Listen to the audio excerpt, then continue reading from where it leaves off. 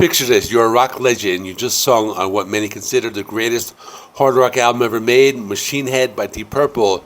You've got one of the most powerful voices in the history of rock music, and somehow you find yourself standing in the studio in 1977, wondering if your own band even wants to play rock and roll anymore. That's exactly where Ian Gillan was, caught between a group of jazz fusion virtuosos, pulling him one way, a punk revolution making him feel obsolete, and a fan base screaming for something they could actually headbang to. The result was Scarabus, the Ian Gillan Band's final studio album, a record born of creative chaos, commercial desperation, and one last desperate swing at relevance. And here's a twist. One of the songs on it would later become a Black Sabbath classic. Let's get into it. To understand Scarabus, you have to go back to the disaster zone that was its predecessor, Clear Air Turbulence, and yeah, the title was prophetic. The album was originally recorded between July and September of 1976, totally normal timeline, except Gillan listened back to the mixes and absolutely hated them. So what did he do? He scrapped it, pulled the whole thing apart, and booked time at Kingsway Recorders in London to completely redo the mixing from scratch. And to make it happen, the band had to cancel their entire late 1976 UK tour, just wiped it from the calendar. By the time Clear Air Turbulence finally came out, it was April 1977, which left exactly 6 months before Scarabus would need to drop. 6 months to write, record, and release a full album while also dealing with a band that was creatively pulling in completely opposite directions. So there was a lot of pressure here. You see, here's the thing about Ian Gillan Band.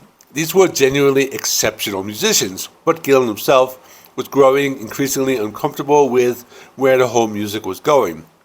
The band had leaned hard into progressive rock and jazz fusion, and while it impressed other musicians, it wasn't exactly setting the charts on fire. Gillan later admitted that while his bandmates were fantastic players, they just didn't take simple rock and roll seriously. Meanwhile, bassist John Gustafsson saw it from another side entirely. He said they'd actually expected to be playing Deep Purple style hard rock, but that early on, Gillan had the band basically do whatever they wanted.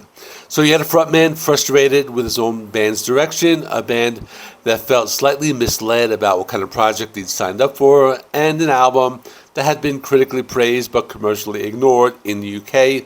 And then, as if things couldn't get any more complicated, punk rock happened. By mid-1977, punk rock wasn't just a genre, it was a full-scale cultural takeover. The NME, Melody Maker, Sounds, all the major UK music weeklies were completely consumed by it. Anything that smelled like prog or jazz fusion or arena rock was being dismissed as dinosaur music. The Ian Gillan Band's technically complex, sophisticated style was suddenly being labeled obsolete before Scarabus had even been recorded. Ironically, the band was massive in Japan. Gillan's Deep Purple legacy made him something close to a god over there, but in Europe and North America, they were struggling badly, and the financial strain was becoming very real. Something had to change, and fast. Gillan made a call during the songwriting sessions in July and August 1977 at the very same Kingsway Recorders in London, where they'd spent months agonizing over Clear Air Turbulence. He forced a dramatic shift in direction. No more sprawling jazz fusion suites, no more showing off. This record was going to be tight, direct, and vocal forward. The whole band collectively wrote each track together. Every single song in Scarabus is credited to all 5 members. Gillan, Colin Towns on keys, Ray Fenwick on guitar, John Gustafsson on bass, and Mark Nassif on drums. They self-produced under the name IGB, which meant no outside producer coming in to second-guess them. It was their vision executed on their terms. The recording approach itself changed completely. Instead of building these long, intricate, multi-part arrangements, they laid down 10 tight songs running 3 to 4 minutes each. Instrumental sections were deliberately pulled back in the mix to create space. Wide sonic pockets, specifically designed for Gillan's vocals to sit front and center. The whole thing was tracked with serious live energy, the band playing together in a room to preserve that natural chemistry. The result was something in between the power of hard rock, but with a subtle, barely hidden funk fusion backbone that their musicianship just couldn't shake, and honestly didn't need to.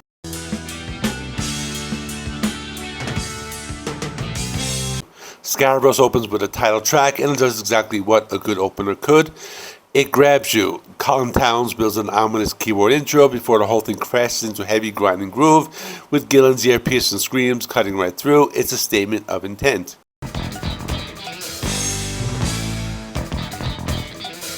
From there, you get Twin Exhausted, a high-energy up-tempo rocker with now Safe's drumming, keeping everything locked in to an almost surgical precision.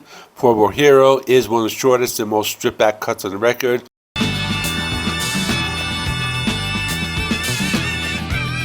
Barely over 3 minutes, just a driving guitar riff from Fenwick and a simple vocal hook, exactly what Gillan was going for.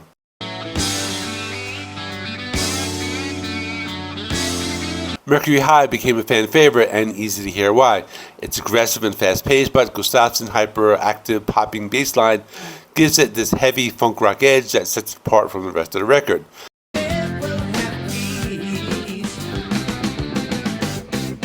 Pre-release closes out side one, and it's where that old progressive tendencies sneak back in through Towns' layered synthesizer work.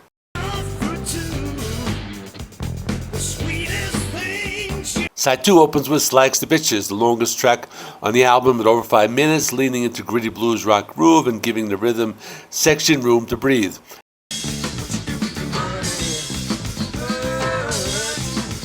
Apathy scale sings back and lets Gillan's theatrical vocals carry the weight.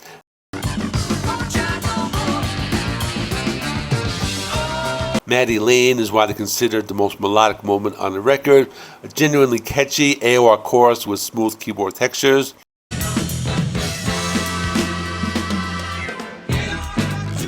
Country Lights dials down distortion entirely for something lighter and more melodic, and then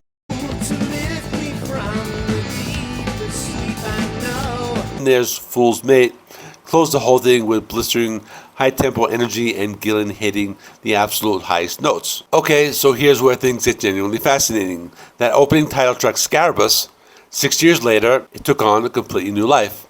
In 1983, Ian Gillan had a brief and famously chaotic stint as the lead vocalist for Black Sabbath. During the recording of their album Born Again, he recycled the vocal memory and rhythmic pacing of Scarabus for a title track called Disturbing the Priest.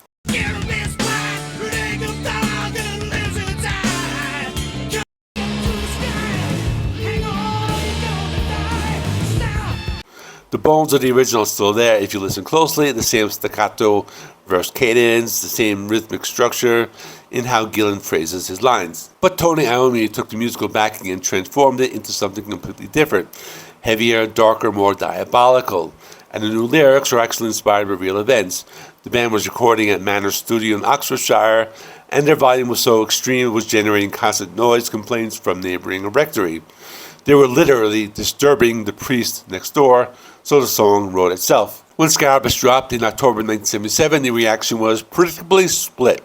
Classic rock fans were relieved Gillan was back, screaming his lungs out over proper hard rock songs, but the UK music press, they weren't interested. To the punk-aligned critics at the major weeklies, this album was dead on arrival, an artifact of an era that they were actively trying to bury. Retrospective reviews have been more nuanced, with critics calling it a transitional record, genuine attempt at a pivot that was undermined by the fact that the band's jazz fusion DNA was too deep to fully erase.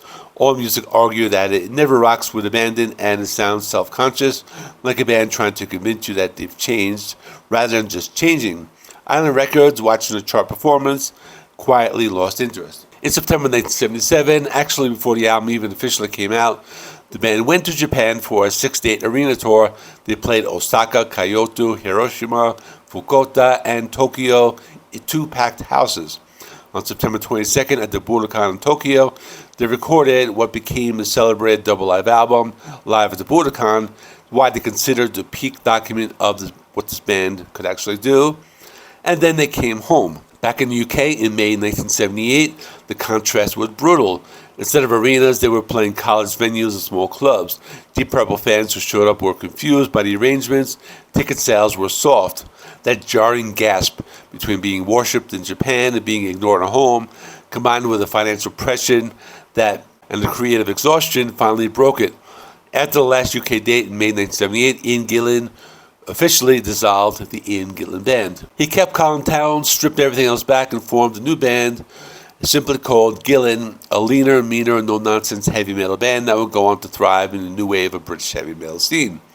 a new chapter, but that's another story. Scarabus was the end of something, an album made by a band fighting for its life, pulled in too many directions, trying to please too many masters at once. It's flawed, it's fascinating, and it gave the world the song that eventually found a true home on a Black Sabbath record 6 years later. Not a bad legacy for a forgotten final album. And check out this playlist of Deep Purple album reviews. I will be telling the entire story of Deep Purple, including all side projects, including the Ian Gillan Band and Whitesnake and Rainbow, and I'll be doing some more stuff. I'll be branching out to cover everything. Thanks for watching. Please like and subscribe and all that good stuff. See you in the next one.